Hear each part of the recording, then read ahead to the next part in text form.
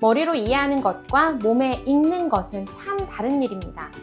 자전거를 타는 법을 말로 아무리 우리가 들어도 내가 직접 페달을 밟고 넘어져 봐야 진짜 내 실력이 되는 것처럼요. 그래서 저는 아이들이 문제를 술술 푸는 그 순간보다 연필을 쥔 손이 뚝 멈추는 그 순간을 더 유심히, 더 깊이 바라봅니다. 그 멈춤은 아이의 진짜 공부가 비로소 시작되는 자리니까요. 그 멈춘 자리에서 멈췄던 손으로 조금 더 써보게 하고 아이의 입을 열어 생각을 듣습니다. 익산에서 집요하게 성장을 설계하는 U2M 익산 영등 캠퍼스 총괄원장 최혜진입니다. 선생님, 저 이제 이해했어요. 저는 솔직히 이 말을 온전히 믿지는 않습니다. 학원에서 제가 가장 경계하는 말 중 하나죠. 아이들은 선생님의 풀이를 따라서 이해했다고 하는 경우가 많기 때문이에요. 그래서 U2M에서는 꼭 묻습니다. 그럼 그 문제 설명해 볼래?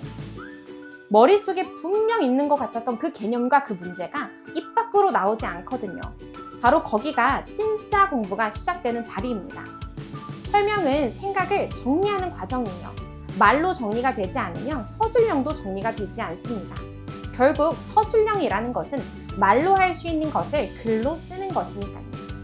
그래서 우리 아이들은 매일 말합니다. 개념을 설명도 해보고 선생님께 자기가 푼 풀이를 거꾸로 설명해 보기도 하고 친구와 풀이를 나누기도 하고 발표를 하면서 자신의 언어로 다시 정리합니다. 자신의 말로 설명할 수 있는 아이는 실전 시험에서 자기의 진짜 점수를 끝까지 지켜내거든요.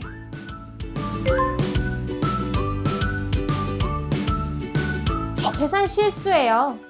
실수는 하나처럼 보이지만 사실은 모두 다른 얼굴을 하고 있어요. 조건 2개, 3개까지는 기억하지만 4개 이상이 되면 끝까지 기억을 못하는 아이. 시험 초반에 머리가 좀 늦게 깨어서 예열되기 전에, 즉 앞에서 오답이 나는 아이. 문제를 다 읽기도 전에 이거 내가 아는 문제잖아. 익숙한 방식으로 덤벼드는 아이. 모두 결과는 이 실수라는 한 단어로 끝나지만 원인은 전혀 각기 다릅니다. 한 번이면 우연이지만 2번, 3번 반복되면 그건 습관입니다. U2M은 그 아이가 왜 그 자리에서 계속 실수가 나는지, 왜 멈춰지는지를 정밀하게 분석합니다.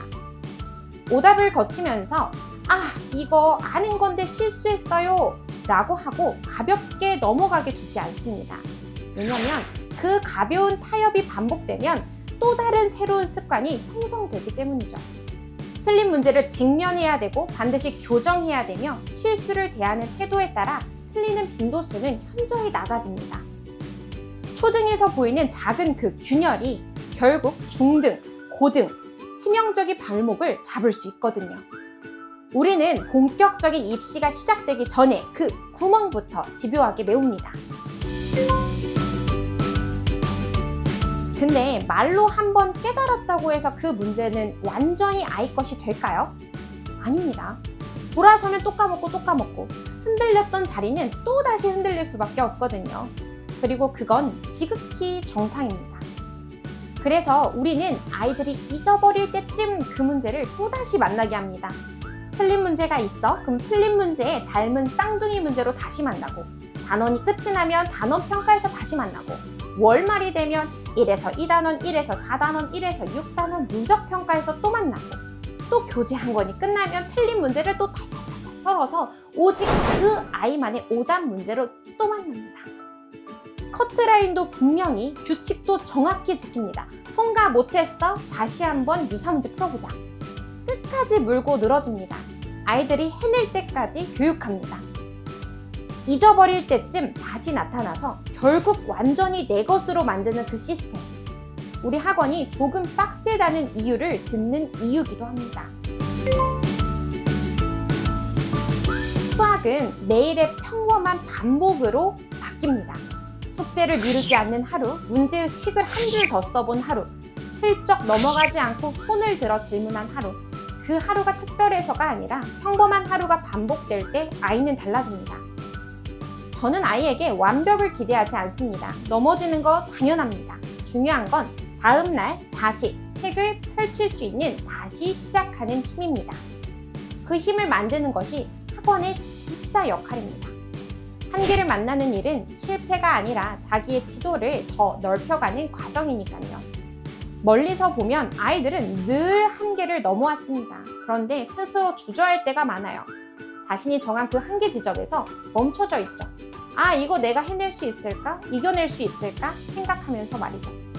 그래서 유추임 아이들에게는 우리 딱 한 번만 더 해볼까? 이거 한 개만 오늘 뚫고 나가볼까를 더 자주 말합니다. 조금 더 힘들어도 정면으로 함께 돌파해 보는 것. 성장의 단계마다 문턱이 점점 높아지는데 그 한계를 딱 한 발짝 넘어본 아이는 압니다. 다음에 기필코 나아갈 수 있다는 스스로에 대한 믿음, 온몸으로 전율하는 성장의 짜릿함을 알도록 말입니다.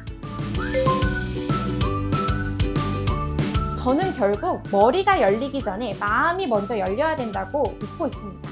그리고 끝까지 해내는 아이는 결국 누군가 먼저 믿어준 아이들이더라고요. 그래서 저는 매달 아이들에게 한 장의 편지를 씁니다. 지금 네가 느끼는 감정이 무엇이든 그건 당연한 거라고요. 지금 힘든 건 네가 부족해서가 아니라 성장하고 있기 때문이야.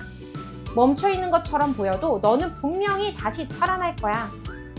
나무는 매일 자라지만 우리는 그 변화를 잘 보지 못합니다. 아이도 그렇습니다.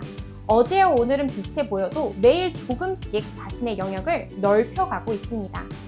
결국 아이는 믿는 만큼 자랍니다. 그래서 저는 그 믿음을 매달 건네봅니다. 저는 아이들이 유투엠에서 더 많이 넘어져 봤으면 좋겠습니다. 설명을 못해도 괜찮고요. 실수해도 괜찮고요. 틀려도 괜찮고 한계를 만나도 괜찮습니다. 아이들은 멈추지 않고 도전할 때 눈부시게 성장하는 존재임을 믿기 때문입니다. 저는 오늘도 아이가 문제를 빨리 푸는 그 순간보다 연필을 내려놓고 한참 깊게 생각하는 그 시간을 기다립니다. 익숙한 문제만 푸는 아이보다 낯선 문제 앞에서 두려움 없이 다시 한 줄을 써내려가는 그 아이. 우리는 유투엠의 아이들을 그렇게 키우고 싶습니다. 어쩌면 교육이란 멈춘 자리에서 다시 한 걸음 내딛는 힘을 길러주는 일인지도 모르겠습니다. 저는 오늘도 그 위대한 한 걸음을 아이들과 함께 걷겠습니다.